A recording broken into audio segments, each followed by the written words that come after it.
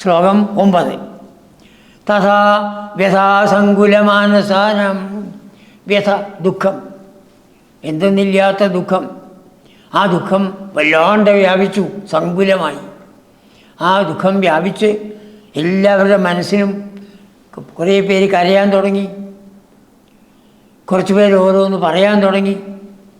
അങ്ങനെയുള്ള വ്രജാംഗനാനാം, ആ വ്രജാംഗനമാരുടെ, ആ ഗോപിമാരുടെ മുമ്പിൽ ത്വം പ്രാദുരാസീഹി, ഹേ ഗുരുവായൂരപ്പ, അങ്ങ് പ്രത്യക്ഷപ്പെട്ടു. അങ്ങ് പ്രത്യക്ഷപ്പെട്ടു. എന്തുകൊണ്ട്? കരുണൈക സിന്ധോ, കരുണക്കടലാണ് ഭഗവാൻ. ആരും ദുഃഖിക്കുന്നത് ഭഗവാന് ഇഷ്ടമില്ല. എല്ലാവരെയും ആനന്ദിപ്പിക്കുകയാണ് ഭഗവാന്റെ ലക്ഷ്യം. എന്തുകൊണ്ട്? എല്ലാവരുടെയും സ്വരൂപം ആനന്ദമാണ്. എപ്രകാരം തൻ്റെ സ്വരൂപം ആനന്ദമാണോ, സച്ചിദാനന്ദമാണോ, അതുപോലെ എല്ലാവരുടെയും സ്വരൂപം ആനന്ദമാണ്.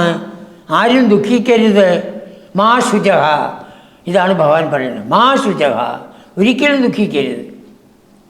കരുണൈക സിന്ധോ, അതിന് ജനങ്ങളിൽ കാരുണ്യമുള്ള കരുണക്കടലാണ്, ദയാസിന്ധുവാണ്. എന്ന് മാത്രമല്ല, ജഗത്രയീ മോഹനാത്മാ. ഇപ്പോൾ അവരുടെ മുമ്പിൽ എങ്ങനെയാണ് അവരെ നല്ലോണം സന്തോഷിപ്പിക്കാൻ വേണ്ടി, നല്ലോണം അവർക്ക് ആനന്ദം വരാൻ വേണ്ടി, അവരുടെ മുഖം വികസിക്കാൻ വേണ്ടി ഭഗവാൻ 3 ലോകത്തിനെയും മോഹിപ്പിക്കുന്ന ആ ഒരു ശരീരം എടുത്തു. മന്മഥനായി. ഇതുവരെ മന്മഥനെ ഉണ്ടായിരുന്നുള്ളൂ, ഇപ്പം മന്മഥനായി. ത്വം പ്രാദുരാസീഹി, അങ്ങനെ പ്രത്യക്ഷപ്പെട്ടു. എങ്ങനെ? മന്ദഹാസി, പുഞ്ചിരിച്ചുകൊണ്ടാണ്. അവരൊക്കെ അതിശയിച്ചു പോയി. എല്ലാവരും അതിശയിച്ചു പോയി. ശ്ലോകം 10.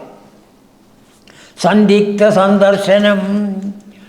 ഇനി ഭഗവാനെ കാണാൻ പറ്റില്ല എന്ന് അവരെല്ലാവരും വിചാരിച്ചതാണ്. സംശയത്തോടെയാണ് ഇന്നത്. ഇനി ഭഗവാനെ കാണാൻ പറ്റില്ല. ഭഗവാൻ നമ്മളോടെല്ലാവരോടും ദേഷ്യപ്പെട്ടു പോയി. സന്ദിഗ്ധ സന്ദർശനം, നിശ്ചയമില്ലാത്ത ആ ഭഗവാന്റെ കാഴ്ചയോടുകൂടിയാണ് അവർ ഇരുന്നത്. ആ ഭഗവാനെ ആത്മകാന്തം ത്വാം വീക്ഷ്യ, അങ്ങനെയുള്ള ഭഗവാൻ ഇതാ ഞങ്ങളുടെ മുമ്പിൽ വന്ന് നിൽക്കണു. തന്യഃ, ആ തരുണീമണികൾ ആ ഭഗവാനെ കണ്ടപ്പോൾ കിം ന ചക്രുഹു, ആ ഭഗവാന്റെ അടുത്ത് വന്ന് എന്തെന്ത് ചെയ്തില്ല. എന്തുകൊണ്ട്?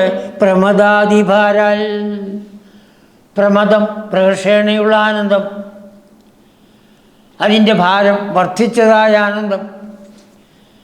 വർദ്ധിച്ചതായ ആനന്ദം കൊണ്ട് ആ ഗോപിമാരെല്ലാവരും സഹസാ തദാനീം, പെട്ടെന്ന് ആ ഭഗവാന്റെ മുമ്പിൽ വന്ന് കിം ന ചക്രുഹു, എന്തെന്ന് ചെയ്തില്ല. ഒരുത്തി വന്ന് കൈയെടുത്ത് തോളിൽ വെച്ചു, ഒരുത്തി വന്ന് ഒന്ന് ചുംബിച്ചു.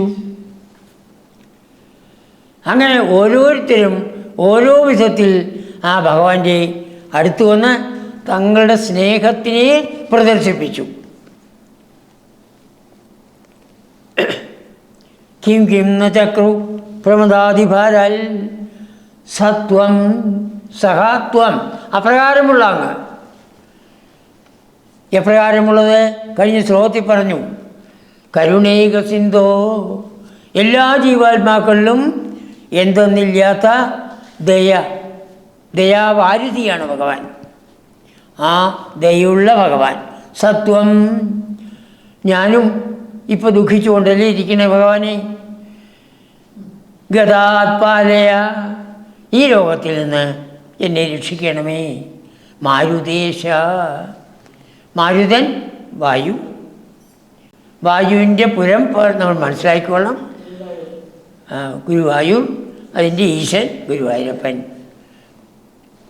മാരുതൻ നമ്മുടെ ഉള്ളിലുള്ള പ്രാണൻ, ആ പ്രാണൻ ഇരിക്കുന്ന പുരത്തിൻ്റെ ഈശൻ മാരുതേശൻ. ഇനിയിപ്പോൾ ആ പുരത്തിന് എടുത്തിട്ടില്ലെങ്കിലും വിരോധമില്ല.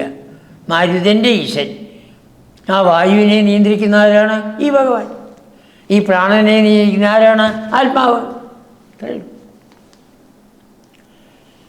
ഓരോ ശ്ലോകത്തിൻ്റെയും ഓരോ ദശകത്തിൻ്റെയും അവസാനത്തിൽ ഈ അർത്ഥം, സ്ഥൂലാർത്ഥവും സൂക്ഷ്മാർത്ഥവും നമുക്ക് വ്യക്തമാവണം. ഭഗവാന്റെ ഗുണഗണങ്ങൾ എപ്പോഴും നമ്മൾ മനസ്സിൽ ചിന്തിക്കണം. തൻ്റെ മോഹനമായ ശരീരം കാണിച്ചു തന്ന് നമ്മളെ ഓരോരുത്തരെയും ആനന്ദിപ്പിക്കുന്ന ആ ഭഗവാൻ, ആ മന്ദഹാസം ഒന്നു മാത്രം മതി. നമ്മളെല്ലാവരെയും ആനന്ദിപ്പിക്കുന്ന ആ ഭഗവാനെ നാം ഒരിക്കലും മറക്കരുത്.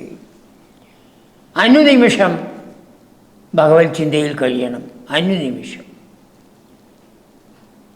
അതുകൊണ്ടാണ് നാമജപം ചെയ്യൂ എന്ന് പറയുന്നത്.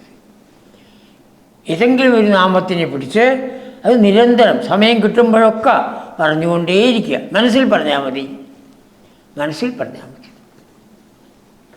അപ്പോൾ ആ ഭഗവത് ചിന്ത നിലനിൽക്കും. വിഷയചിന്ത കുറഞ്ഞു വരും. അതല്ല, മുഴുവൻ പോവില്ല. ഗൃഹസ്ഥന്മാരായിരിക്കുന്ന കാലത്ത് എപ്പോഴും നമുക്ക് വിഷയചിന്ത ഉണ്ടാവും. പക്ഷേ ആ വിഷയചിന്ത മെല്ലെ മെല്ലെ കുറഞ്ഞു വരും. എന്ന് മാത്രമല്ല, എല്ലാ വിഷയങ്ങളെയും ഭഗവാനായി കാണാനും നമുക്ക് സാധിക്കും. ഭാര്യ, ഭർത്താവ്, മക്കൾ, മിത്രങ്ങൾ എല്ലാം ഭഗവത് സ്വരൂപികളാണ് എന്ന് നമുക്ക് മനസ്സിലാക്കാൻ സാധിക്കും. എന്തായാലും ആ ഭഗവാനെ കണ്ടിട്ടുള്ളതായ ആനന്ദം കൊണ്ട് ഗോപികൾ ആഹ്ലാദ പ്രകടനം നടത്താൻ പോവുകയാണ്. അത് നമുക്ക് പിന്നീടാവാം. സർവത്ര ഗോവിന്ദനാമ സങ്കീർത്തനം. ഗോവിന്ദ ഗോവിന്ദ.